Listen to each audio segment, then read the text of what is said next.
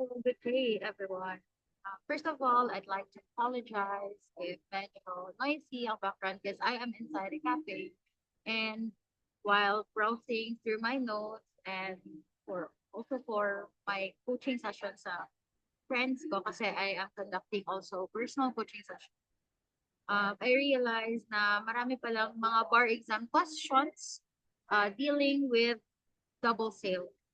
So I made this very short presentation to discuss the rules on double sales. So it's not that perfect, but bear with me. Okay, so let's discuss the rules on double sales.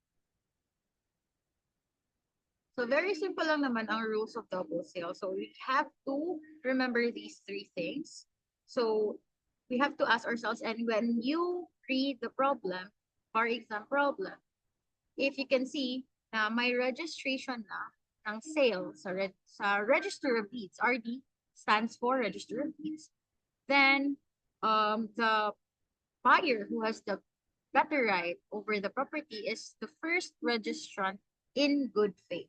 Okay, so kailangan may good faith requirement dyan. First registrant in good faith.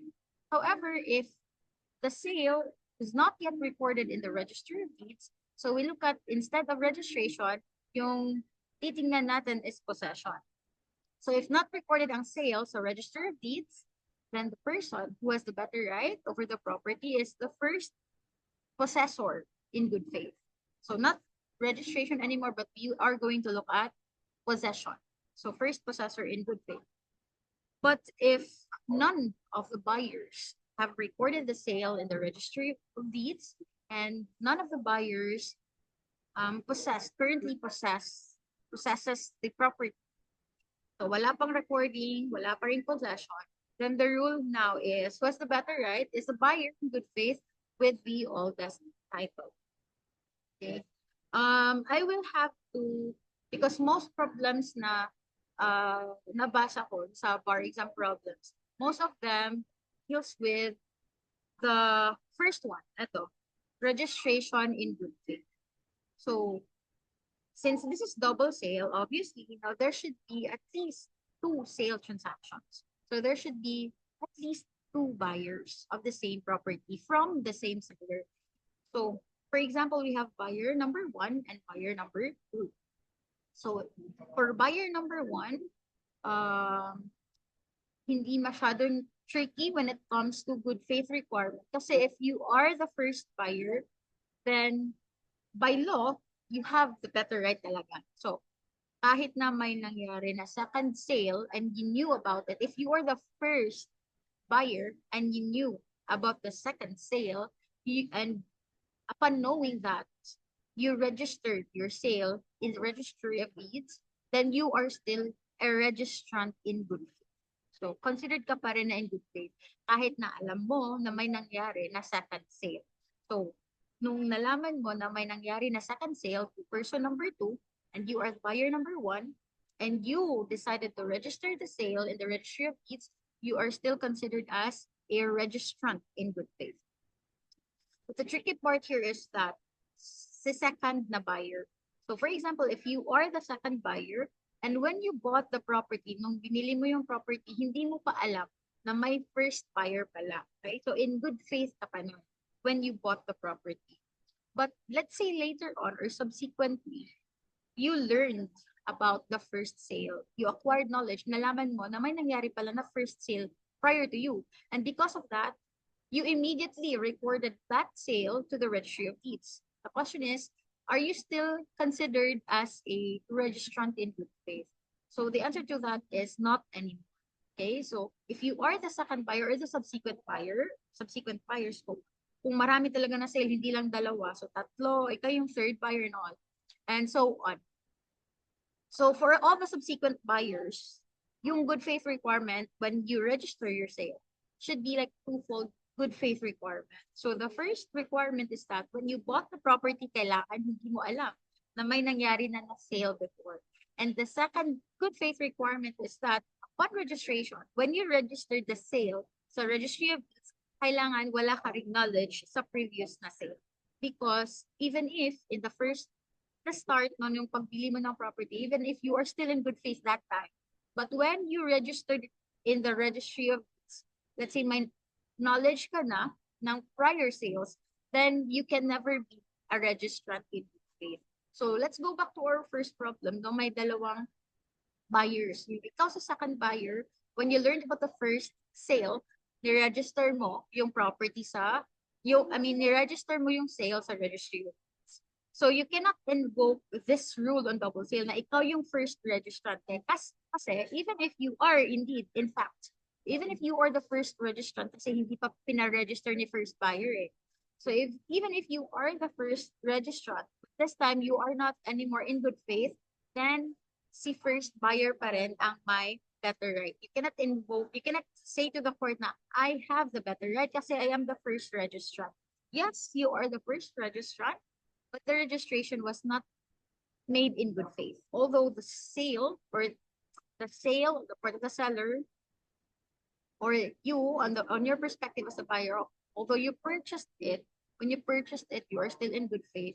But subsequently, you learned about the previous sale, you are not anymore a first registrant in good faith. Okay? And then, for those rules to apply, ito, no? First registrant in good faith, first possessor in good faith, and buyer in good faith with the oldest title. For these rules to be applicable, and para ma-invoke mo yung rule on double sales, kailangan natin i-ascertain that there must be a double sale. Kasi if wala naman talagang double sale, then why would you invoke the rules on double sale, right? So when can we say that there is indeed a double sale? So ito yung 4 requirements, okay? So there should be 2 or more sales transactions because obviously double sale, di ba, multiple sales. So there must be at least 2 pertaining exactly to the same subject matter. Kailangan same subject matter yung binenta ng seller. Okay? So, I actually highlighted this one, no? Naka-underline tsaka bold, sales transactions. So, yung dalawang transaction must be evidenced by a contract of sale. So, kailangan yung sale consummated na siya. Okay? Because if the first one is only a contract to sell, and the second one is a contract of sale, magkaiba yun, diba? So if the first one is a contract to sell, and the second one is a contract of sale, then there is no double sale to speak of. Kasi isa lang doon ang sale.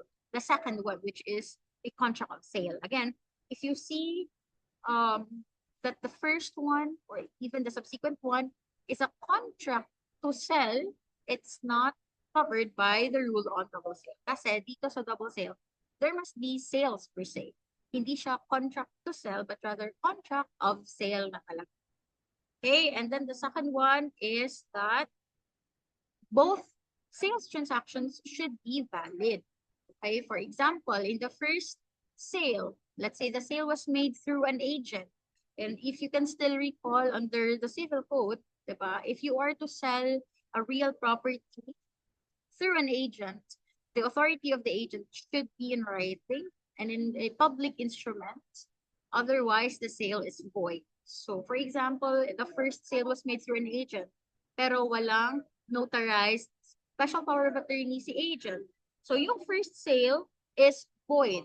So, kahit na may nangyari na second sale, okay, may, kumbaga quote-unquote, double sale na siya in layman, hindi pa rin siya covered sa rules on double sale because the first sale is void. Because the authority of the agent was not put in writing and was not made in a public instrument. So only one of the sale is valid, then there should be no double sale to speak of. So if there is no double sale, then the rule on double sales should not be in. And then there are 2 or more buyers at odds over the rightful ownership of the subject matter must represent conflicting interests, and each of them must have no conflicting interests. Kasi, for example, if the buyer of the first sale is the wife of the second buyer, so si wife and si husband, si wife yung first buyer, si husband yung second buyer. So although there are 2 sales per se, yung interests naman ni husband and wife are not conflicting. So, eto, we cannot say that there is a double sale in this case. And that's, they should have bought the same subject matter, the same property from the same seller. Kasi if the sellers of the two sales are different, then there is no double sale. And if there is no double sale, the rule on double sales will not be applied. All right, that's all. Bye bye.